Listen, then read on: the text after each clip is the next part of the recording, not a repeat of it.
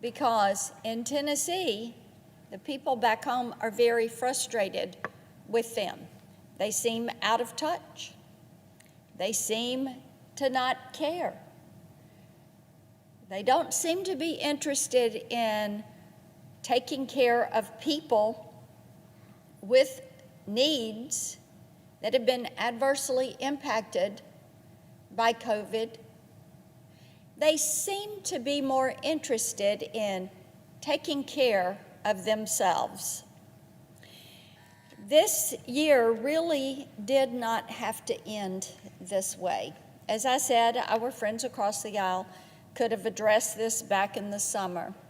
In July, the minority leader and his colleagues in the House immediately rejected our HEALS Act proposal in favor of Speaker Pelosi's $3 trillion wish list that they had dubbed the HEROES Act. You know, they always give such nice-sounding names to things. Who could be against this?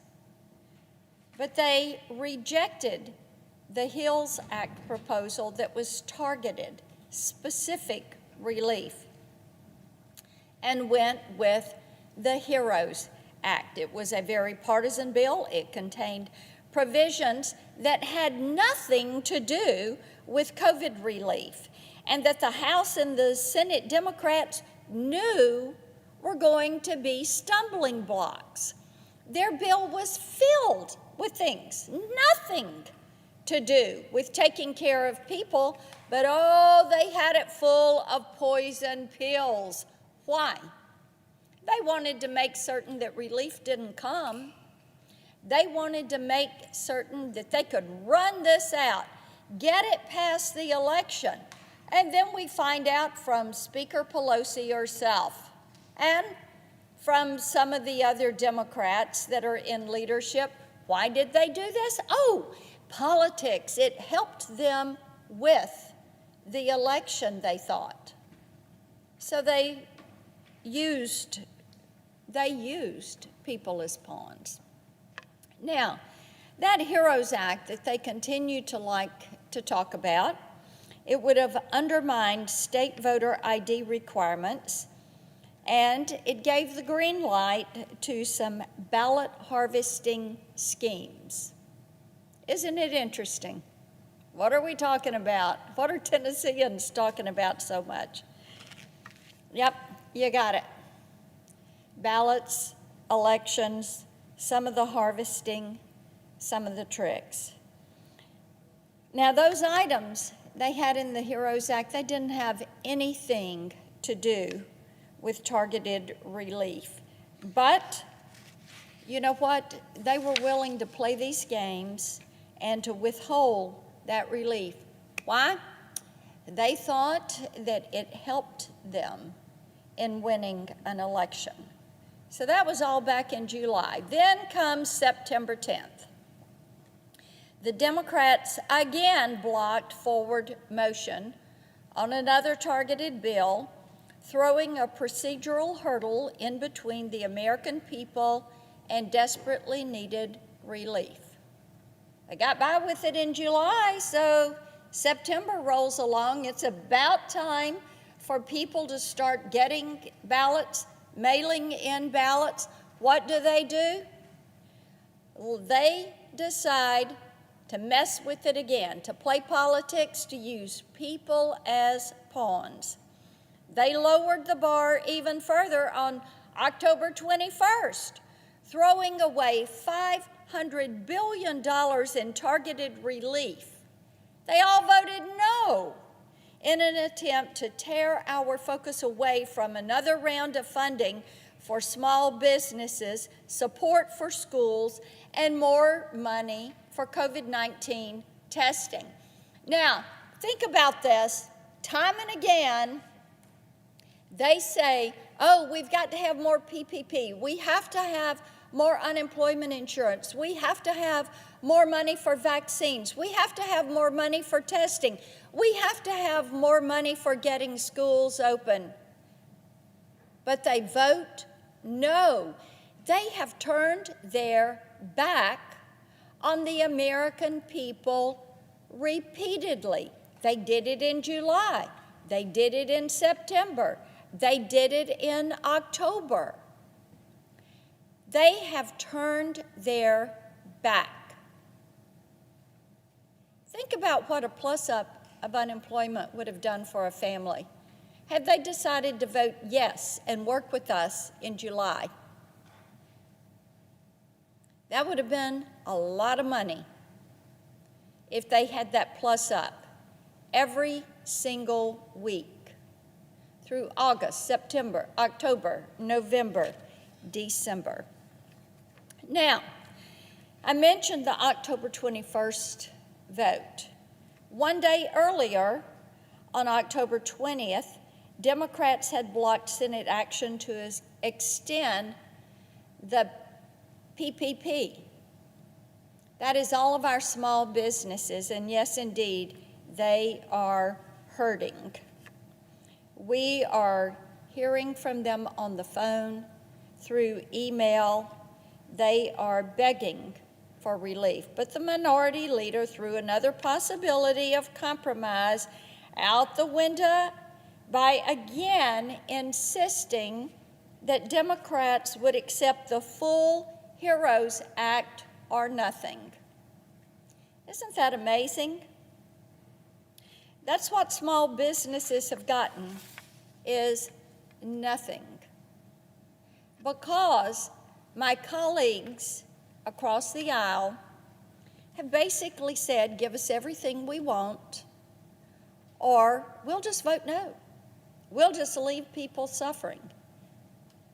So it's not Republicans that have voted no. Republicans have consistently tried to help people, and my friends across the aisle are consistently trying to help themselves and use people as pawns. At the beginning of this month, the minority leader took to the floor again. He rejected targeted relief again. And he demanded that Republicans come to the table. Well, we've been at the table. They're the ones that reject proposal after proposal. Don't want to move forward on things where there is agreement, want to hold out. They have not been paying attention to what is going on outside the four walls of this chamber. And they continue to say, we have to have money to bail out cities and states. Only they call it aid to cities and states, but it's bailouts for these big blue cities and states that were having problems long before lockdowns came along. And they have really made an uncomfortable spot for themselves because of irresponsible spending policies. And I know that Tennesseans do not want to see their tax dollars going to bail out people who have chosen to waste their taxpayers' dollars. And I can't help but wonder how much longer the Democrats are going to allow industries and small businesses and individuals to twist in the wind because they feel like this is a great time to push their socialist agenda. Get us on that fast track. Oh, that's what they would like to do. And still, and you know, Mr. President, we had a hearing this week in Commerce Committee and had some of the venues in the live entertainment industry come before us. People that tend to these stages when the curtains go up, people that are working backstage. We heard from Michael Strickland out of Knoxville, whose company, Bandit Lights, they like these stages, help these shows look great. And you've got millions of people that are in these support industries. We heard from the motor coach industry. We have heard from some of these smaller venues. They are totally shut down. They were totally shut down when the country went into lockdowns. They were the first to be totally closed, and they're going to be the last to reopen. These are people joined by small business retailers and restaurants that can't open their doors, and small business manufacturers that have got to wait for the supply chain to kick back up so that they can reopen their production lines. And they are saying, we need the help. They're asking us, who is blocking it? Who is holding out? And we tell them repeatedly, they could have had relief in July, or they could have had it back in September, or a couple of times in October, or November, or earlier in December. And it is not Republicans that have blocked that relief. Time and again, the Democrats have blocked Republican proposals to send funding where it is needed most. They've rejected every single lifeline that we have tried to throw. I think it's become clear that the Democrats in Washington, D.C. never really saw getting assistance to the unemployed, getting help to small businesses as a priority. Instead, they looked at this, they saw a crisis, they said, well, this is an opportunity, let's not let this crisis go to waste. They have used it so that they can push their message, their agenda, do what the federal government says, or we will let you drown. So, they know that their bills weren't meant to act as help. Maybe they were meant to be a push for their leftist agenda. They know that the emergency financial provisions of the CARES Act were never meant to replace private markets or be used as a mechanism to bail out state and local governments. But you know what? They're going to push to try to make it so, to further a leftist agenda. Crisis management is no substitute for fiscal policy. So I would say to our friends on the left, these tactics have failed. It is time to stop using the American people as pawns. Read your mail, listen to the phones. People want targeted relief that will help them to get to recovery. I yield the floor.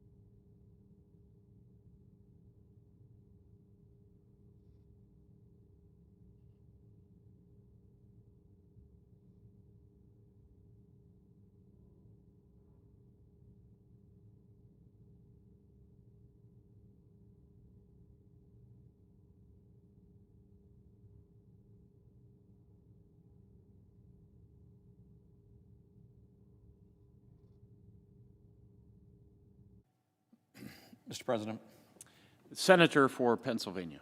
Thank you, Mr. President. I want to address the ongoing debate over the content of a relief bill that I think we've made a lot of progress on, and I am hopeful that we can get finished. Many of our colleagues have been down here and have reminded all of us, quite rightly, of the terrible difficulties that many Americans are facing. We are not in a full-blown financial crisis anymore, but we're experiencing a lot of economic hardship. It tends to be concentrated in certain sectors and industries, and we have a full-blown healthcare crisis. So it's a very, very serious moment, and it demands a response. I am hoping we can get that done as soon as possible. And I want to discuss one of the terms that I have advocated for in this legislation. The terms I've advocated for have been mischaracterized, including by the Senate Minority Leader and others. And so I want to set the record straight on what this is all about and why I think this is so important. And to do that, I think it's worth remembering what brought us to this point. Back in March, when the coronavirus was first ripping across America and wreaking so much havoc, the response in many, many places was a complete economic shutdown, a complete prohibition against doing business, against going to work, against earning a livelihood. And I understand why that was done.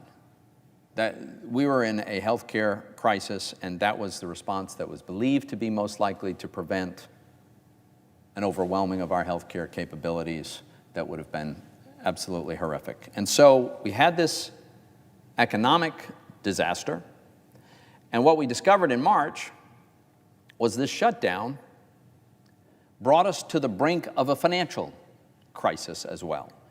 If you think about the financial markets where people are providing capital to businesses and municipalities and individuals, they only do that if there is some confidence that they know, at least generally speaking, what the future looks like. We'd never seen anything like the government shutting down our economy before. And so, not really shockingly, the financial markets were on the verge of completely freezing up, shutting down, and preventing even the most basic functioning of our economy. I mean, businesses we might well have gotten to the point where a business couldn't go to its bank and borrow the money it needs to make payroll on Friday. Or they couldn't issue the bond that they need to do to pay off another bond that's coming due, and so that would put them in default and force them into bankruptcy and require them to lay everyone off. I mean, the knock-on effects would have been devastating had our financial system completely frozen up. And, Mr. President, it was on the verge. Some would say it was actually in the process of freezing up. And so that's why the Treasury Secretary and the Federal Reserve Board governor came to Congress and said, look, we need some extraordinary, unprecedented new facilities that we can stand up very, very quickly, and we can use them to be a backstop, to restore confidence, and to enable private credit to start flowing again, so that this economic recession that we're certainly going to go through, back in March it was clear that was going to happen, but it was not clear that we had to suffer through a financial crisis that would create a depression. That was something we thought maybe we can avoid. So these facilities were set up, as I say, to restore the normal functioning of private lending and private capital markets. Not to replace those markets, not to pick winners and losers and decide, well, who gets credit and who doesn't, depending on whether we like their business. Not to subsidize, not to say, well, look, let's just give cut-rate loans to the people we like to give them to. None of that was the intention. None of that was the purpose. The purpose was to ensure that credit-worthy borrowers could access credit through the normal channels. That was it. That was the purpose of what's widely described as the 13-3 lending facilities. There were several of these facilities. That was the intention for these facilities. And guess what? They worked. They worked amazingly well, remarkably well. Within days, certainly weeks, markets were again functioning, credit was flowing. As a matter of fact, within a matter of months, credit was flowing at an all-time record pace. corporate bond issuance hit an all-time record high. Across the credit quality spectrum, municipal bond issues, all-time record high. Borrowers, businesses that wanted to keep their workers and continue to survive until we got past this COVID crisis, they were able to draw down lines of credit from their banks. It worked. The creation of these facilities gave the confidence to our financial markets that restored the normal functioning of those markets. It was really quite extraordinary. Now, that doesn't mean that the economy got perfect after that. Certainly not. The economy is not perfect today. But it meant that a recovery would be possible. We'd be able to function. We'd be able to begin to pick up the pieces of a closed economy. And sure enough, we've made tremendous progress. More than half of all the people who lost their jobs are back at work. So that's not anywhere near where we need to end up, but we're on the right track, in part because these facilities did exactly what they were designed to do. Now, what does my language in this bill does? What my language does is it puts an end to these three programs that did their job, they functioned, they restored the private credit markets, and so they don't need to continue. What are these three programs? There's a corporate bond credit facility, there's a Main Street lending program, and there's a municipal lending program. Actually, they were hardly used at all. So quickly did the normal private credit markets resume their normal functioning that very few borrowers took advantage of these. In fact, I'm pretty sure in the corporate market, I should say the corporate credit facility that was set up under these 13-3 facilities, I don't think anything was done at all. In the Main Street lending, it was very little. Municipal lending, there were 2 borrowers. That's it. These are the programs that were funded by the CARES Act, were set up at the time of the CARES Act for this narrow specific purpose, and now they've achieved their purpose. By the way, there's lots of other programs that have been set up over time, some were set up recently, that my legislation doesn't touch in any way, shape, form, or fashion. The commercial paper funding facility, unaffected. Money market fund liquidity provision, unaffected. The Paycheck Protection Program, primary dealer liquidity facility, untouched. All of them untouched. And quite contrary to what some have suggested, this is no big rewrite of the Fed's 13-3 lending facilities. Couldn't be further from that. What it is an acknowledgement that the 3 programs we created in March, and which, by the way, we put an expiration date on them in March. We said they end on December 31st. But now we have folks on the other side of the aisle who have a novel interpretation of the statute saying, oh, well, they don't really have to end. Or if they do end, we could bring them back to life. But we shouldn't even be having this conversation. But we are, because we've got this interpretation that we have to deal with. What my statute simply, what my language simply does is it follows the statute and calls for the end of this. How do we do this? There's 3 steps. One is we rescind the money that never got used because, as I said, the markets responded so quickly we never needed to use this money. And I think our Democratic colleagues agree on this provision. The legislation, my language that I'm trying to get in this package, reiterates that these CARES facilities end on December 31st, as Congress intended. No, I was in the room when we were writing this bill, and nobody thought that any of these programs are going to last beyond the end of the year. But, as I say, because of this novel legal interpretation, we need to reiterate in an unambiguous way that they end on December 31st, as Congress intended. And, finally, we ensure that they can't be simply restarted next year or sometime thereafter, or duplicated without congressional consent. Now, we have folks on the other side of the aisle who are raising all kinds of objections. They're very upset about this. And it's fair to ask, why would that be? Well, it certainly isn't because the credit markets are back in turmoil and they think we need to restore the flow of private credit. That would be ridiculous. The credit markets are functioning as well or better than they ever have. It's not even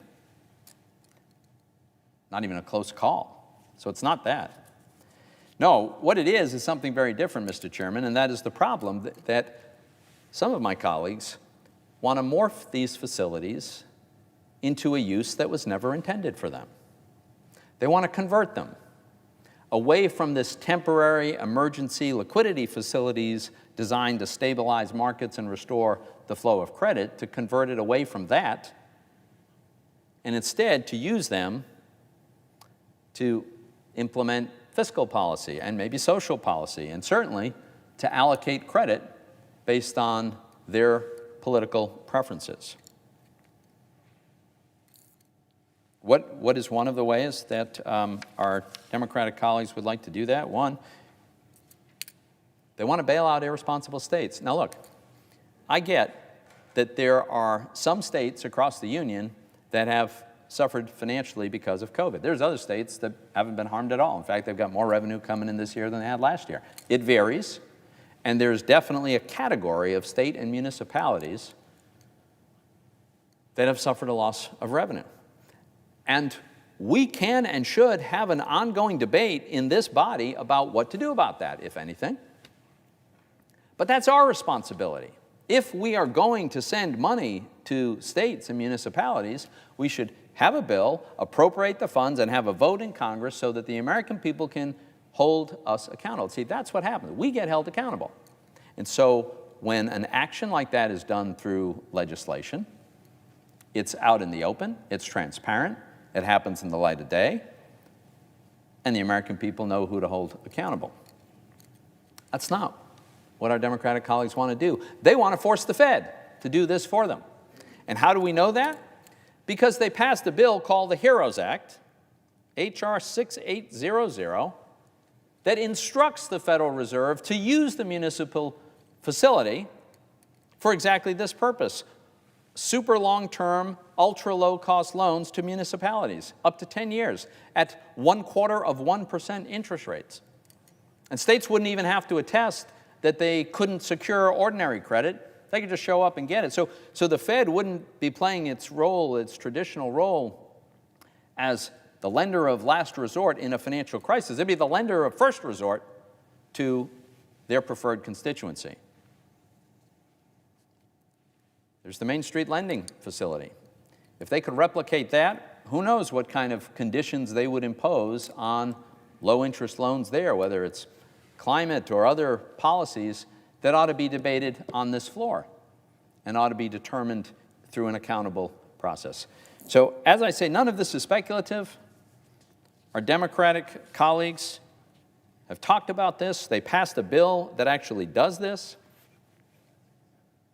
It's ironic that when we were developing the response to the crisis of March, of earlier this year, some of our colleagues described this $500 billion fund that was intended to capitalize these vehicles that would lend and restore liquidity.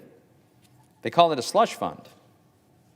One of many examples, Senator Warren, on March 30th of 2020, said, "The CARES Act created," and I quote, "a $500 billion slush fund that Trump administration could use to help its political friends and punish its political enemies, and I think that's a bad thing," end quote. Well, now there's a new administration, and now they want to keep the slush fund. Mr. President, I ask unanimous consent to complete my remarks before the vote. Without objection. Thank you. So this is a very bad idea for many reasons, not the least of which is to put the Fed in this position of being pressured to make these giveaway transactions based on a political pressure would completely politicize the Fed. It'd be the end of independence of the Fed. And this is why this has never been the role of our central bank, the Fed. We've never asked the Fed to engage in fiscal policy or promote social policy or to allocate credit based on political standing. That's guaranteed to politicize the Fed and undermine Fed independence. Fiscal and social policy is the rightful realm of the people who are accountable to the American people, and that's us, that's Congress. I want to address another accusation that's completely false and totally unjustified, and that is that somehow this is an effort to hamstring the Biden administration and prevent them from doing what they want to do. Let me assure you, Mr. President, and my colleagues, my efforts to ensure that this would be a temporary facility began when we began discussing the facility. It was in March that I was arguing, actually, I argued that we should have this end as soon as the financial markets had restored their normal functioning, and no later than September 30th. I didn't win the argument. We ended up settling on December 31st. But that's when I started pushing to have a finite period of time and a short period of time. There was nobody in the room who thought that this was supposed to go on indefinitely. And once we started working on another COVID-related bill, which started in the summertime, and I became aware of this alternative interpretation of the language, we put it in our bill, and we voted on that in September. So this language, or substantively similar language, has been public for many, many months now. I also want to stress that we're not making permanent changes to laws, and Congress can always act again. The CARES Act already made these facilities temporary. They were supposed to end at the end of the year. And of course, no change in law is ever permanent. Any future Congress can change it. Back in March, when this crisis hit, the Fed and Treasury knew that they needed to come to Congress for the tools to solve it. They came to Congress, and we turned around in an extraordinarily rapid fashion these massive new facilities that had never been imagined before. We responded quickly. And if there's some kind of future event that calls for future set of facilities of this particular sort, they can come back to Congress. Mr. President, it's three facilities that were launched in conjunction with the CARES Act, funded by the CARES Act, and I'm saying they have achieved their purpose, they should come to an end, they should not be restarted, and a replica should not be created. That's all. Some have suggested that the chairman of the Federal Reserve has got some opinion on this. I would challenge anyone to find a statement in the public record that he has made in criticism of this. He's very well aware of what's going on. The last point I want to make, Mr. President. Some on the other side have suggested that our language is maybe too broad, and maybe it captures potential facilities that shouldn't be captured. If that is the sincere concern of my colleagues on the other side, I urge them, give me a call. It's very easy to track me down. If you've got an objection to the way we've worded this and you want a language that is narrower, I'm all ears. We could work this out. With that, I yield the floor.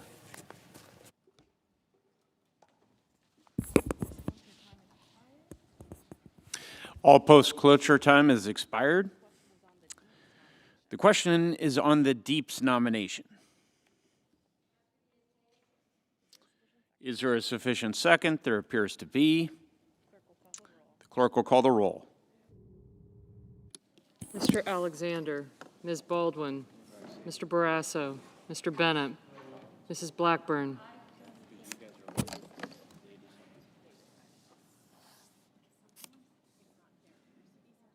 Mr. Blumenthal, Mr. Blunt, Mr. Booker, Mr. Bozeman, Mr. Braun, Mr. Brown,